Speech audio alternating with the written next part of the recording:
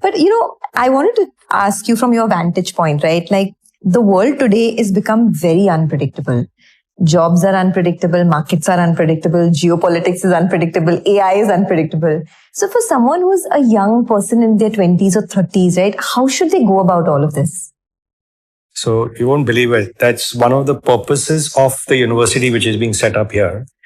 That and Professor Behara, who's heading the university here, he said it so well. He's saying the Indian scientists went inward and discovered everything by meditation and going deeper and deeper and deeper into their consciousness. The Western scientists traditionally went outward to examine the skies and the particles and so on and so on. Not that the Indians didn't do it, but we were more obsessed about inward realization than outward. And because we were kind of at the apex of human civilization back in the day, you can think of America, India being America 1500 years ago, as recent as that. Because every piece of knowledge which came from the world, the highest form of trade which came from the world, art, culture, beauty, language, numbers, everything came from this country.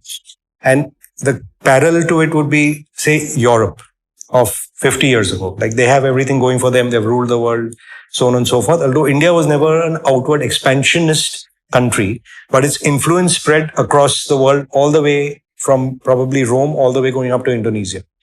And it was not a power which went out to conquer per se, but the knowledge spread. The way America has soft power, they're not occupying territories, but that was the soft power projection which went out of India. Because you're so happy and wealthy and doing so well, you kind of lose track that someone who's coming in the guise of a trader is actually here to occupy, to control, to loot. What's going on in Europe today? You see that, right? That you're getting an invasion coming from the southern continents coming into Europe.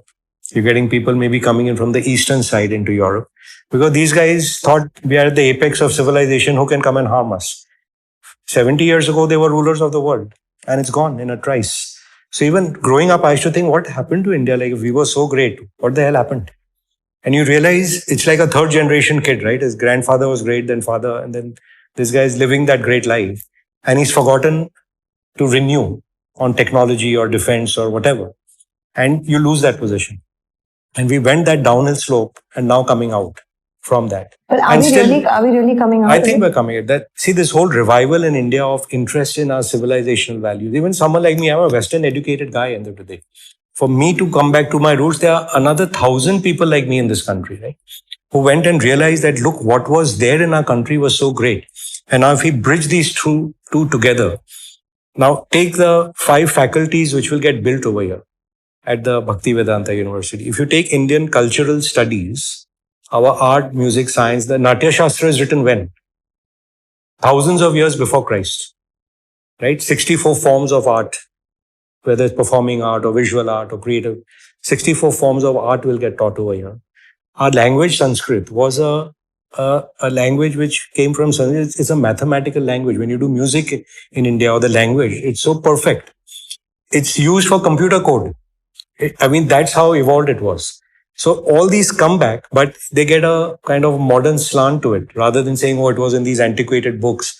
We can't relate to it. It's not accessible. The books look so badly produced. So all this will get modernized. So, like that whole faculty of cultural studies, as I said, is one whole department.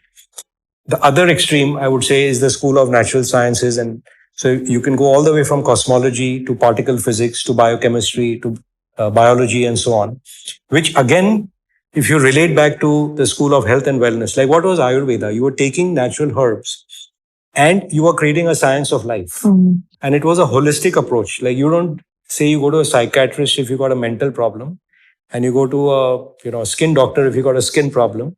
You go to a heart doctor if you have a cardiovascular problem. It's an integrated approach to medicine, correct, health and wellness. So you'll have a school of, like I said, all the natural sciences. You'll have a school of health and wellness. You'll have a school of leadership, which is born in ethics. Leadership is really about someone having clarity to take decisions and coming from a moral standpoint, actually doing it in what you call the righteous dharmic way. That is, school number 4. And the other school is of vocational skills, guidance. Like I know you were sitting in the the small lecture which Professor Behara gave of how they've revived the entire soil in this entire region. If 75 acres of like soil is lost and it's alkaline, and to have a green belt around you is something not short of miraculous. Remarkable, yeah. So vocational skills, like we've lost the traditional values. You can't get 1.5 billion people working in factories, shipping them into cities and leading a miserable life, spending half the day commuting up and down. The country will have to get spread out. The form of economic development will have to get spread out. Communities will become a lot more self-living. You want to live with your child. Yeah. You don't want to be saying, oh, I have to work 2 hours. I'll go by train, go to work, come back. So today, the office goer is leading the life of the industrial worker of 150 years ago. Absolutely. They were going, clocking in and, working like robots. This life is going to change. Who is going to lead it? We have to lead it because this is the way of life which the world has to get to. Living in cities like I was in Africa and you see the animals running there and looking at these human creatures. They're so dumb. Like they control this world, but they are living like pigeonhole boxes in buildings. And look at us. We are running on the flat surface with an open sky and enjoying life, just being. And again, I said, you'll come back to your purpose. Why are you here? Why are you in this box, in this apartment? It's not for that. There's a bigger purpose. But, when I ask this question to a lot of people, the answer I often get is that at the end of the day, you have to pay your bills. It's easy to say all of this when you have reached that pinnacle, right? That's when that's where I differ with you. See, what do you mean pay your bills? It's a question of jitni chadar hai, utna pair phailao.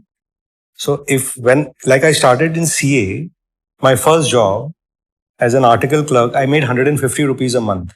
It didn't even pay my conveyance to go to the fair, to where I was learning. But I was investing in myself and it doesn't cost that much. How were you doing? How were you investing in yourself? If I'm going and learning a skill which is going to help me, like today I go to a company, I come out with numbers, boom, boom, boom, like that in my head. If I had not done that, and I would be sitting on a calculator, then going back and calculating back and writing my sheet, by then the story's moved ahead. So why is the ability to move that quick? That is my skill set. It's like Sachin gets a ball at 150 miles an hour and he's able to whack it. That is the speed of response, right? That speed of response is 1,000 hours of practice. Vinod Kamli was born at the same time as Sachin. He was more talented. Why didn't he succeed? Because he said, I'll rely on natural skill and मैं भी Sachin बन जाऊंगा. और वो नहीं किया उसने मेहनत. So again I come back कि बरसात तो आने वाली है. वो आपके लक में लिखा है, डेस्टिनी में लिखा है. पर आप सीड तो आपको डालना है. और वो सीड आप सोचो मैं सीड डालने के पहले मेरा तो पेड़ उग जाए. वो नहीं होता है. So it's not like I was always wealthy, like I said. So you have to work towards it and it will happen. What is meant to happen to you, no force on earth can stop it. You can be the dumbest guy and if God wants you to be rich, you're going to be rich.